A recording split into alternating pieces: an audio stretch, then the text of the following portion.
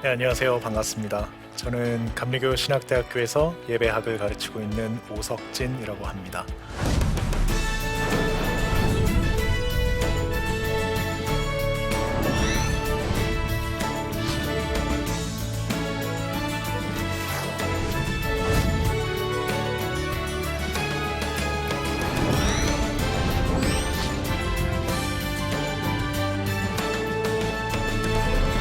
저는 오늘 이 시간에 포스트 코로나 시대 예배자로 살아가기라는 제목의 강의를 통해서 여러분들과 함께 예배에 대한 생각을 나누고 싶습니다. 이 시간에는요, 바로 지금 이 동시대 이야기를 나눠보고 싶어요. 바로 코로나 시대를 살아가고 있는 저희의 이야기가 되겠지요. 사실 벌써 한 1년 6개월 가까운 이 새로운 시간을 우리가 열심히 뚫고 살아가고 있습니다.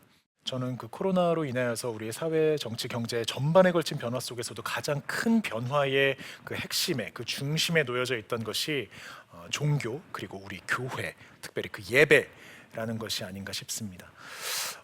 이 시간만큼이나 우리가 이렇게 뜨겁게 예배에 대해서 이야기를 해봤던 적이 또 있었나 싶을 만큼 정말 많은 예배에 대한 이슈들을 우리가 함께 나누었고, 그만큼 간절히 기도했고, 또 교회가 오늘날 이 순간에까지 고민하면서 분투하고 있습니다. 사실 그렇기 때문에 우리가 지난 1년 6개월의 시간 동안 어떻게 예배를 드려왔고, 또 앞으로 어떻게 예배를 드려야 될지에 대한 나름의 각 지역 교회 공동체만의 여러 가지 그림들, 또 흔적들, 또 앞으로에 대한 기도의 제목들 갖고 계실 줄로 압니다. 저는 다만 이 시간에 우리가 어떤 새로운 방법론, 어떤 새로운 이 시기를 모면할 수 있는 그러한 비책 같은 것들을 이야기하는 대신에요, 앞서 두 번의 강의에서 말씀드렸다시피 우리 일상 가운데 어떻게 예배 패러다임을 바꾸고 우리 예배를 어떻게 본질적으로 그 정신을 계승하면서 살아갈지에 대한 그 근원적인 물음을 제기하면서 살아왔던 흔적을 좀 나누고 싶습니다. 그런 흔적의 구체적인 제 삶의 조각들이 지금 이 시기를 함께 힘겹지만 그 소망으로 뚫고 가고 있는 많은 분들에게도 선한 도전이 되고, 또 그런 분들이 용기를 얻어서 이 남은 믿음의 여정을 완주하실 수 있도록, 또 함께 다시금 일어나서 힘있게 나아갈 수 있는 좋은 계기가 되면은 좋겠습니다. 먼저 우리가 이 코로나를 접하게 되고 이 예배의 형태가 완전히 변화하면서 여러 가지로 큰 혼란에 빠졌었습니다. 그것은 더 이상 우리가 어느 일정한 시간에 일정한 공간에 모일 수 없었다라고 하는 이슈입니다. 그래서 우리가 큰 공황에 빠졌지요. 그러한 온라인 예배로의 전환, 그리고 더 이상 현장 예배로서 이 예배가 진행이 불가했던 그 시기가 지역마다 교회마다 조금씩은 다르지만 제가 기억하기로는 아마 작년 2월 말쯤 되는, 그리고 교회력의 시간으로는 사순절이 시작하던 즈음의 시기였습니다. 그래서 저도 그렇게 기도했던 게 기억나요. 이번 사순절은 정말로 너무나 이전과 다르고 특별한 사순절이겠구나. 우리가 이 사순절을 통해서 경험하게 되는 은혜들이 이 부활의 기쁨에 참여하게 될 때 정말로 이전과 다른 부활을 고백하게 되지 않을까.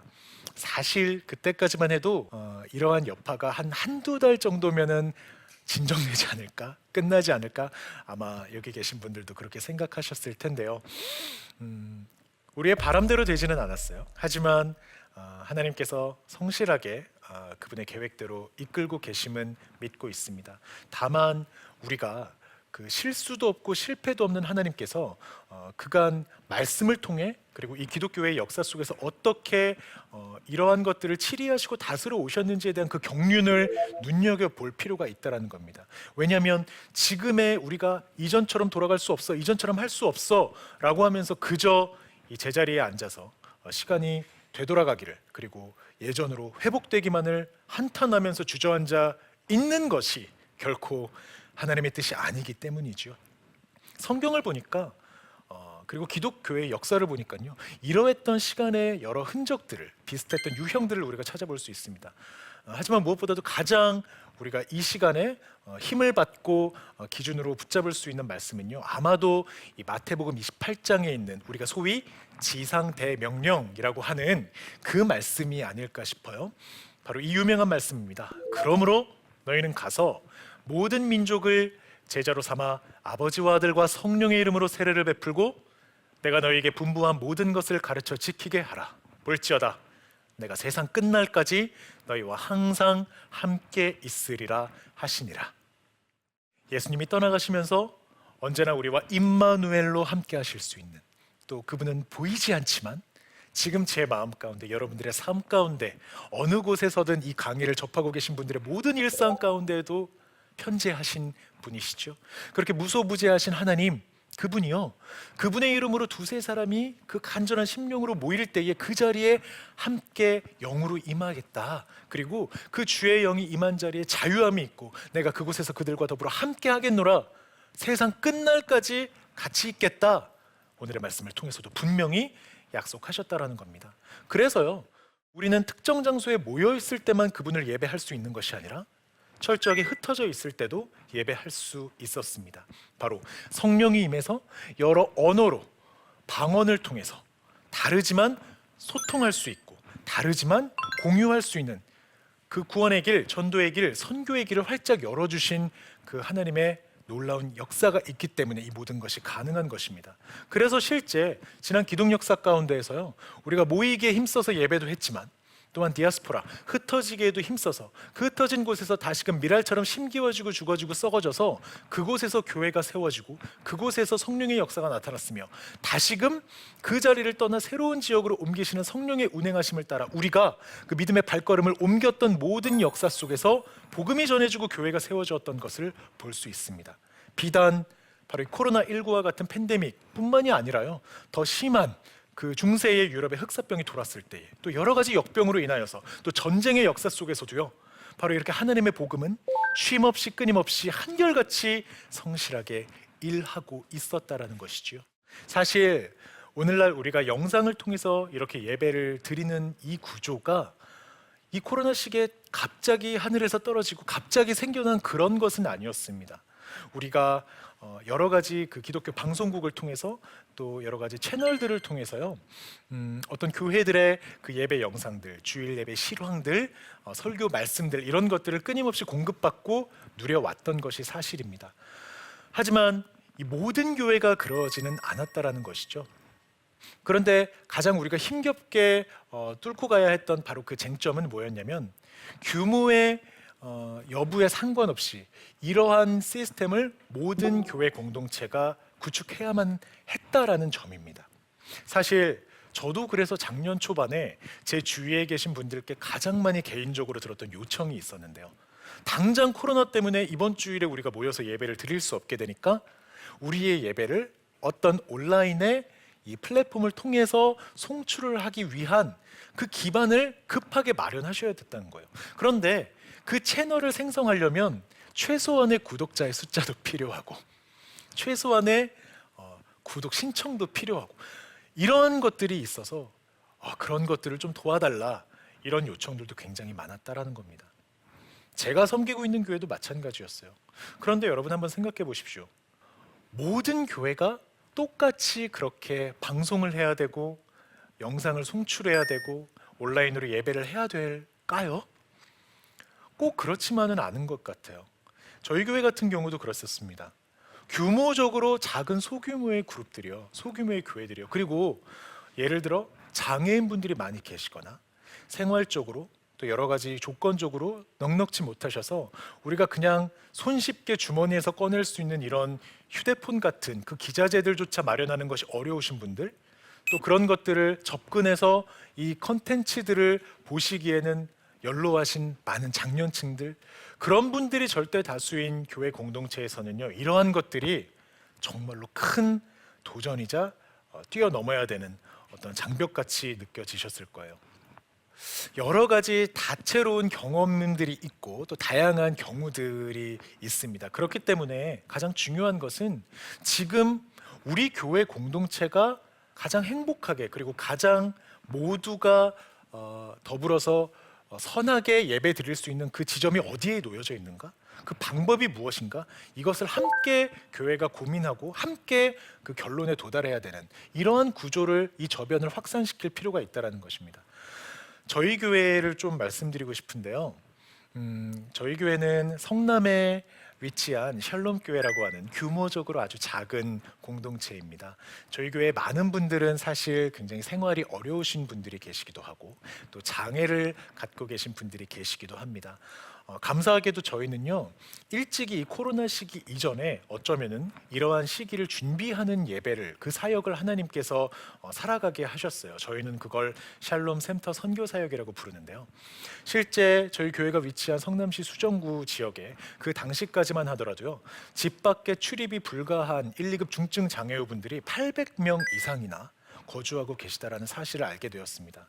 당연히 그리스도의 몸된 교회는 선한 사업에 힘쓰는 공동체이다 보니 그분들을 섬기게 마련이겠죠. 저희가 뭐 많은 것들이 갖추어져 있는 교회면은 더 많이 섬겼을지 모를 일이지만 하나님께서 저희 안에 허락하신 그 믿음의 분량만큼 또 조건만큼 저희도 최선을 다해서 그분들을 섬겨야겠다 했습니다.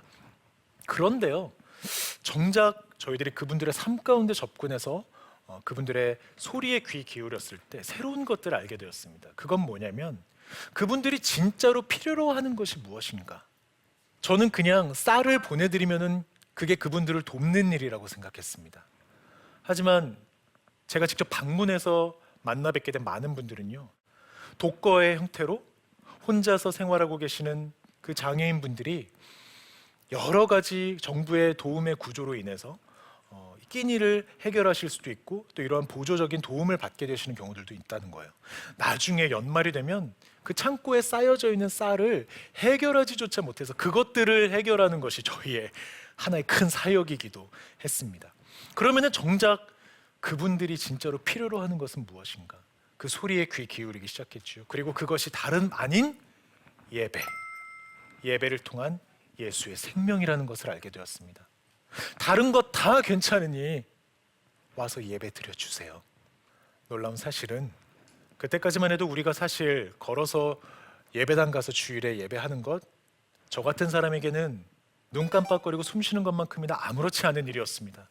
그런데요, 제가 만나 뵙게 된 대부분의 분들은 주일 성수, 내가 교회 가서 예배 드리는 것이 평생의 기도 제목이 되신 분들이셨어요. 그래서 저희가 기도하기 시작했습니다. 어떻게 하면 좋을까? 그분들을 들쳐업고 와서 우리가 여기 앉혀놓고 기도를 해야 되는 걸까? 우리 교회는 엘리베이터도 없는 3층 상가 건물에 있는 교회인데 어떻게 그분들을 휠체어라도 끌고 와서 들것으로 실어서 우리가 그분들을 올려놓아야 될까? 아니요. 아주 간단한 패러다임의 전환이 그분들의 예배를 회복시켰습니다. 교회에 올 수 없으니 교회가 가면 되는 거였습니다. 왜요? 우리가 움직이는 교회니까요. 복음은 이 성전 안에만 머무는 것이 아니라 땅 끝까지 가게 돼 있는 것이니까요. 우리의 몸뚱아리가 가지 못하더라도 이 코로나 바이러스보다 더 강력하게 가서 전파되고 더 강력하게 전염시키는 것이 바로 이 복음의 능력이기 때문이죠. 그래서 가기 시작했습니다. 저희가 교회 주일에 예배를 마치고 각 가정을 방문해서 그분들과 함께 예배드리기 시작했어요. 물론 처음에는 마음의 문을, 이 빗장을 열지 않아서 문에 두들기기만 하고 벨만 누르고서 그냥 거절당해서 돌아오는 경우도 부지기수였습니다. 하지만 예수님이 우리 포기하지 않으셨던 것처럼 1년이고 2년이고 두드리고 또 두드리다 보니까 하나님이 정하셨던 때에 그 문도 열어주시고 그분들의 마음도 열어주셔서 이제 그분들이 다 의족기시고 또 휠체어를 미시는 그분들이요, 부족하면 부족한 대로, 연약하면 연약한 대로 그 있는 모습 그대로 주님의 전에 나와서 함께 예배드리고 모두 세례받고 우리가 함께 그렇게 예배하는 진짜 한 몸을 이룬 공동체가 되더라고요. 그러한 예배의 현장입니다. 정신지체를 앓고 있는, 뇌병변 장애를 앓고 있는 저 남매를 이 오랜 세월 홀로 키워오신 노모, 정말로 이 땅 가운데 소망 없다, 어떻게 저런 가정이 있을 수 있느냐, 주변으로부터 그렇게 손가락질 받던 인생이었을지 몰라도요, 하나님은 너무나 존귀하게 저분들을 바라보고 계시지요. 연약하고 부족하기 때문에 더 소중하게 다루어 주시는 것이지요. 그런 분들에게 가서 예배 드릴 때 우리가 있는 것으로 그분들에게 제공하는 것 아닙니다. 저희가 더 많은 은혜를 누리고 받게 돼요. 그분들이 아무것도 변함없는 것 같은 그 황무지 같은 시간 속에서도 하나님 한 분만 예배하고 찬양하며 그분들의 눈물을 통해서 우리가 더 큰 메시지, 더 큰 울림을 받게 되는 것입니다. 여러분, 교회가 무엇입니까? 함께 예배하면서 삶을 살아내는 공동체이지요. 교회에 올 수 없으면 교회가 가면 되는 것입니다. 모이기가 어려우면 흩어져서 예배드리면 되는 것입니다. 우리가 어떠한 조건 속에 묶여서요, 그 물리적인 것이 충족되어야만 그것이 좋은 예배, 우리가 예배할 수 있다고, 우리가 그래야지만 기도할 수 있다고 착각하면서 그렇게 안일하게 생각해왔던 많은 것들 있을 수도 있습니다. 우리가 예수님 한 분만으로 만족한다, 하나님 한 분만을 예배한다라고 하지만 정작 그 예수님만으로 충족되지 못하는 내 마음의 어느 구석, 그 하나님보다도 내가 더 사랑하고 더 많은 시간과 물질을 쏟고 있는 그것, 성경은 그것을 우상이라고 하죠. 우리가 혹시 그 우상을 예배하고 있지는 않습니까?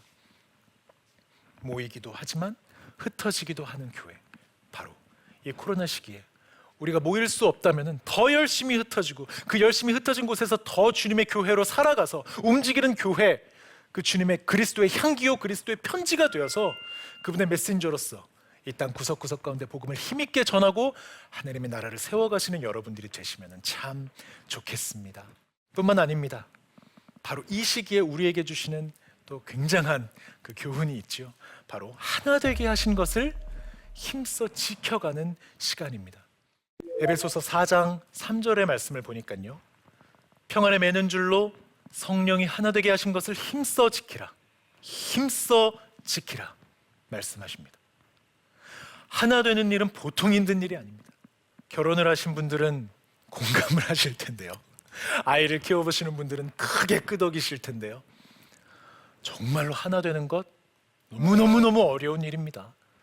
그런데요, 이 어려운 것을 하나님 너무 잘 아셨는지 그렇기 때문에 우리더러 힘써 지켜야 한다고 말씀하셨습니다. 여러분, 사실 우리가 이 코로나 이전에 하나인 것처럼 보였어요.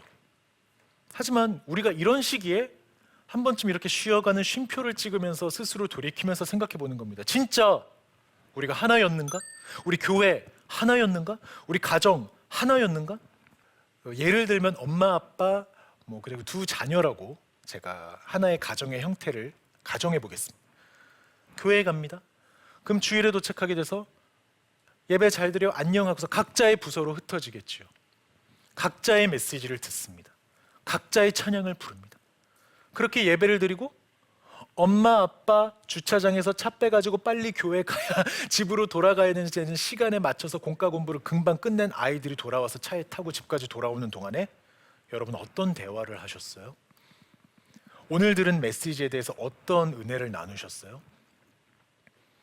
사실 우리의 자녀들 그리고 청년층 또 장년층의 그 눈높이에 따른 교육이요, 성경 공부요, 학습이요, 다 필요합니다. 이것은 성도의 유익을 도모하는 너무나 중요한 교회의 역할이 맞습니다. 하지만 이 예배는 모든 것을 통합시키기도 하고 모든 것을 초월시키기도 하면서 각자 다른 우리가 한 분 성령님의 운행하심 가운데 하나로 연합하여서 그 하나님을 함께 한 목소리로 높이 찬양하고 예배하고 경배하는 그것이 예배입니다.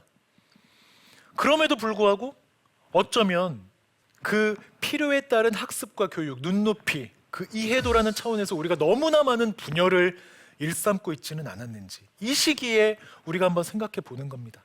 사실 하나됨을 힘써 지키라고 말씀하시고 또 그 갈라진 우리를 하나 되게 하시는 것이 바로 하나님의 속성이자 성령이 하시는 일임에도 불구하고요, 이러한 분열, 이러한 갈라짐은 하나님이 기뻐하시는 일은 아닐 겁니다. 이러한 형태가 이 코로나 시대에 우리의 가정, 우리의 예배로 그대로 흡수가 됩니다. 예를 들어 볼까요? 주일에 작년에 아마 이런 형태를 띠는 가정들이 많았을 텐데요, 교회에 직접 가서 현장 예배를 드리지 못하니까 주일 아침에 함께 모여 있습니다. 주일 아침에 그렇게 함께 이 날을 시작하는 은혜를 여유 있게 누려본 적도 아마, 왜 우리 주일에 다 바쁘니까요, 교회 가서 봉사하시느라 그런 시간도 아마 없으셨을 텐데요. 그렇게 서로가 여유롭게 과일이라도 먹으면서 주일 아침에 예배 시간을 기다리다가 11시 땡 하면은 엄마 아빠는 안방으로, 나는 내 방으로, 동생은 거실에서 각자의 예배를 시청하면서 각자의 예배로 흩어지는, 여러분, 한 가정 안에 머물러 있으면서도 각자가 그 안에서 분열되는 것을 오롯이 더 또렷하게 눈으로 목격하게 되는 그 구조를 경험하게 되는 것이 바로 어쩌면은 이 코로나 시대 우리가 가정을 통해서 경험하게 됐던 또 다른 분열의 형태였을 수 있습니다. 왜 온 가족이 함께 예배드리지 못합니까? 왜 우리가 하나의 메시지를 함께 나눌 수 없습니까? 아이들이 이해하기 어려워서요? 그러면은 그 어려운 지점들을 예배 후에 엄마가, 아빠가 아이들에게 설명해 줄 수 있지 않습니까? 그 아이들은 그 메시지가 비록 어려웠을지라도 내가 그 속에서 깨닫고 경험한 것들을 엄마 아빠에게 맞는지 확인하고 물어볼 수 있지 않을까요? 그러면서 그 가정 가운데 대화가 시작되는 것 아닙니까? 그러면서 우리가 경험하고 느낀 것을 통해서 함께 또 기도하고 찬양할 수 있는 것 아닙니까? 이렇게 우리가 한 분 하나님으로부터 받는 그 동일한 복음과 진리의 메시지를 우리의 가정 안에서 더 하나됨을 힘써 지켜가려고 하려는 노력이 바로 이 시기에 필요한 노력입니다. 그렇게 우리 가정부터 하나가 되려는 노력이요, 우리의 가정을 복음화하고 우리의 가정을 믿음의 반석 위에 세울 수 있습니다. 마지막인데요, 우리가 찾을 진짜 얼굴, 이 시편 27편 8절의 말씀입니다. 한번 볼까요? 너희는 내 얼굴을 찾으라 하실 때에 내가 마음으로 주께 말하되 여호와여 내가 주의 얼굴을 찾으리이다 하였나이다. 이 말씀을요, 세번역 성경으로 보니까 이렇게 되어 있습니다. 주님께서 나더러 내게 와서 예배하여라 하셨을 때 주님 내가 가서 예배하겠습니다 하고 대답하였으니 주님의 얼굴을 내게 숨기지 말아 주십시오. 말씀 한 구절 더 볼까요? 시편 105편 4절 말씀이 개역개정에는 이렇게 되어 있습니다. 여호와 그의 능력을 구할지어다 그의 얼굴을 항상 구할지어다. 이 말씀 역시 세번역에는 이렇게 기록되어 있습니다. 주님을 찾고 그의 능력을 힘써 사모하고 언제나 그의 얼굴을 찾아 예배하여라. 얼굴이라는 단어가 계속 나옵니다. 주의 얼굴을 찾으라고 하십니다. 주의 얼굴을 찾으라고 하는 말씀을 예배한다라는 말씀과 동일하게 해석하고 있는 것을 보실 수 있습니다. 여러분, 이 코로나 시대에 우리가 가장 많이 들었던 대면, 비대면, 대면 예배, 비대면 예배, 그렇죠. 그런데 저 정말 여쭤보고 싶은 게 있어요. 여러분, 대면한다라고 했을 때 여러분은 무엇을 대면하시기 원하십니까? 여러분들 코로나 이전에라도 정말로 그 예배 가운데, 그 대면 예배라고 하는 그 현장의 예배 가운데 여러분 무엇을 대면하셨는지요? 우리가 비대면, 얼굴을 직접 마주할 수 없다라고 하는 지금의 이 시기에 우리가 대면할 수 있는 것 무엇입니까? 여러분, 지금 비대면, 현장에서 예배 드릴 수 없기 때문에 여러분들 너무 대면하고 싶어서 지금 우리가 너무 애간장이 타잖아요. 근데 여러분이 진짜 대면하고 싶은 그것 무엇입니까? 혹시 여러분 교회에 가서 여러분들이 이 코로나 이전 시기의 현장 예배 때 대면하고 바라보고 마주하고 왔던 것들, 그저 앞사람의 뒤통수? 그저 멀리 보이는 목사님의 점 같은 얼굴? 대형 화면 스크린에 친절하게 띄워지는 예배의 순서들? 그런 것만 대면하지는 않았던가요? 우리가 지금 너무 대면하고 싶어서 애걸복걸하면서 이렇게 애간장 타고 있는 그 대상이 혹시 내가 가가지고 만나게 될 너무 반가운 우리 형제 자매의 얼굴들, 지체들, 우리 권사님의 따스한 그 인사들, 우리 장로님의 믿음직한 얼굴들, 이런 나의 어떤 만족과 감정의 그런 것들을 충족시켜 줄 것들을 여러분 대면하고자 지금 굉장히 갈망하고 계신 것 아닙니까? 여러분, 이 말씀을 통해서 하나님께서는 우리에게 분명히 말씀하셨습니다. 너희들이 예배할 때 다른 것 대면하지 않고 너희들이 정말로 대면 구해야 할 그 얼굴, 그것은 여호와, 바로 나 하나님의 얼굴이다. 너희들이 예배를 통해서 다른 지체들의 얼굴, 다른 내 눈에 보이는 화려한 것들, 그런 것들 찾아서 그런 것들 우상 삼아 예배하려고 하고, 그런 것들을 내가 지금 당장 볼 수 없어서 애타하는 것이 아니라, 진짜 너희들이 애타해야 될 그 얼굴은, 대면해야 될 그 대상은 바로 예배 주인이신 하나님의 얼굴이다 라는 거예요. 여러분, 그럼 이것을 지금의 우리의 상황에 적용해서 생각해 보면 무슨 말이 됩니까? 여러분, 우리가 사실 줌이라는 어떤 매체를 통해서도 예배하고 있고, 유튜브라고 하는 플랫폼을 통해서도 예배하고 있습니다만, 사실 그 화면에 비추어지는 수많은 사람들의 얼굴을 우리가 또 대면을 하면서 지금 또 예배하고 있기도 합니다. 하지만 우리가 그 사람들이 일주일간 잘 지냈는지, 저 사람의 지금 표정이 어떻는지, 저 사람이 살이 쪘는지 빠졌는지, 지금 이런 것들 우리가 대면하고 확인하려고 하는 것이 아니잖아요. 하나님은 지금 그걸 요구하고 계신 것이 아니지 않습니까? 우리가 진짜 요구하는 것, 그게 모니터 화면이 되었건 TV 브라운관이 되었건 무엇이 되었든지 간에, 우리는 진짜로 하나님의 얼굴을 먼저 찾고 그 얼굴을 예배해야 한다는 것입니다. 말씀에 분명히 기록되어 있습니다. 너희는 먼저 그 나라와 그의 의를 찾으라. 우리가 무엇보다도 구해야 할 얼굴은 물론 우리의 은혜로 가득 찬 해처럼 밝은 형제자매의 얼굴들 너무 그립죠. 너무 보고 싶죠. 하지만 그에 앞서 가장 중요한 하나님의 얼굴, 그 하나님의 얼굴을 구해야 하는 것입니다. 여러분, 만약에 여러분의 일상 가운데 그 하나님의 얼굴 구하신다면요, 지금 내가 내 방, 이 안방 구석에서 혼자 예배 드린다 한들, 우리 가정이 모여서 함께 예배 드린다 한들, 내가 정말로 이곳에서 그 하나님의 얼굴을 대면하고 있다면, 이 말씀을 통해서, 나의 기도를 통해서, 이 찬양을 통해서 내가 그 얼굴을 구하고 하나님 대면하고 있다면요, 여러분의 그 예배, 어떤 수만 명의 얼굴을 대면해서 이 현장에서 드려지는 그러한 집회, 그러한 예배들보다도 하나님이 더 찾고 계시고 더 기뻐하시는 그 예배인 줄로 믿습니다. 여러분, 그렇기 때문에 우리는 언제나 어디서나 하나님을 대면할 수 있습니다. 다시 말해, 우리는 언제나 대면 예배 드릴 수 있습니다. 왜요? 우리가 찾을 얼굴, 우리가 구할 얼굴, 다른 얼굴 아니라 바로 하나님의 얼굴이기 때문입니다. 제가 속해 있는 감리교 신학대학교에 나눔의 예전 학회라는 학회가 있습니다. 그 학회에서 우리가 함께 드렸던 예배의 모습인데요, 집례를 하시는 교수님의 뒤로 예배에 참여하고 있는 많은 이들의 얼굴이 보입니다. 실제 이러한 예배의 화면 때요, 우리가 서로의 얼굴 보느라고 너무 바쁠지도 모를 일이에요. 그래서 이 예배 때 우리가 처음에는요, 모든 화면을 꺼두고 그냥 이 검은 화면 속에서, 어둠 속에서 예배를 드렸습니다. 그리고 이 메시지를 함께 나누었습니다. 지금 눈에 보이지 않는다고 해서 우리가 그냥 혼자 툭 떨어져 있는 것이 아니라, 우리와 함께하고 계시는 그 하나님, 우리는 진짜 찾을 그 얼굴을 찾자, 그 얼굴을 구하자. 두 눈에 아무 증거 아니 배워도 우리가 만족하면서 충만히 언제나 최고의 예배, 넘치는 예배를 드릴 수 있는 그 하나님을 구하자.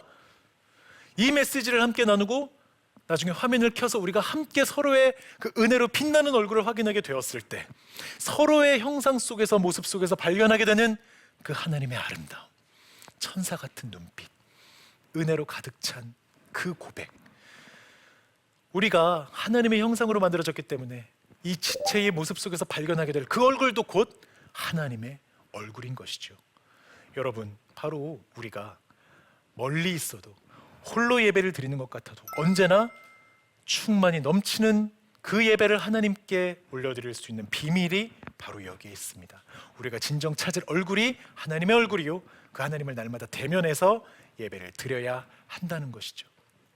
이것이 우리가 근본적으로 늘 회복하고 붙잡고 기준으로 삼아 돌아가야 될 그 요한복음 4장의 말씀이요, 아버지께 참되게 예배하는, 아버지께 참되게 예배하는 자들의 모습이 될 줄로 믿습니다. 바라기는 지금 이 순간 이 메시지와 마음을 함께 나눈 모든 예배자분들이 그렇게 움직이는 교회 되어 복음을 힘있게 전함으로, 하나님을 힘써 지킴으로 말미암아 날마다 하나님의 얼굴을 구하는 그 넘치는 예배로 영광을 올려드리는 참된 예배자 되시기를 주님의 이름으로 간절히 소망합니다. 제 강의는 이것으로 마치겠습니다. 혹시 질문 있으실까요? 네. 오늘 말씀 잘 들었습니다. 가상 세계에서 예배 드리는 영상을 본 적이 있는데요. 예배를 어느 선까지 허용해야 되는지 궁금합니다. 저도 궁금합니다. 저도 인터넷에서 이렇게 조금만 검색해 보면요, 우리가 VR이라고 하죠. 그 가상 현실, 증강 현실의 세계에서 마치 내가 취사 선택해서 예배를 드릴 수 있을 만큼 아주 편리하고 아주 맞춤형식의 그러한 형태로 더 예배가 진화할 것이다라고 하는 그러한 자료들이 많이 우리가 쉽게 접할 수 있습니다. 어찌 보면 그러한 현실이 곧 다가올 것 같기는 해요.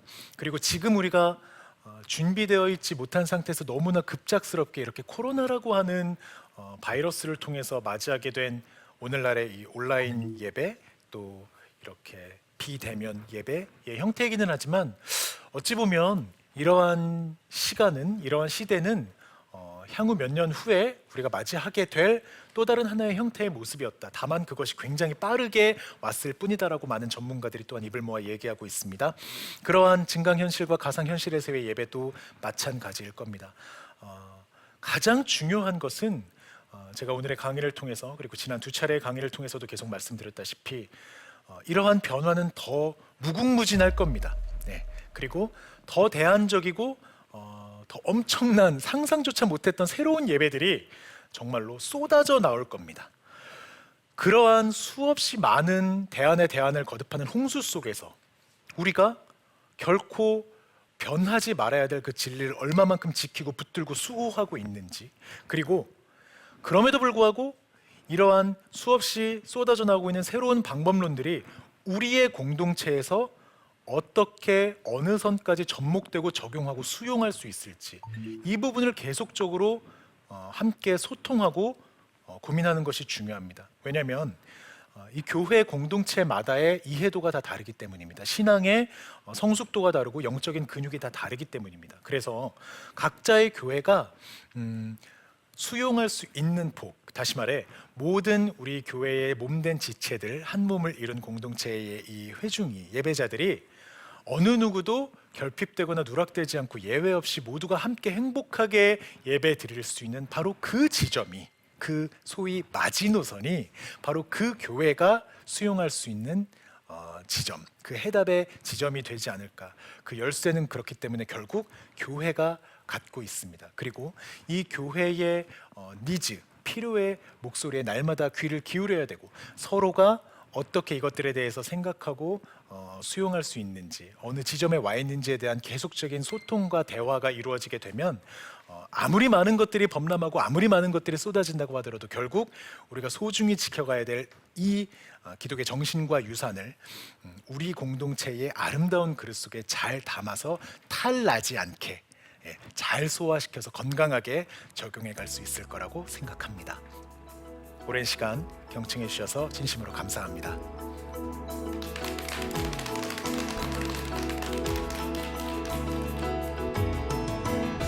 포스트 코로나 시대 예배자로 살아가기.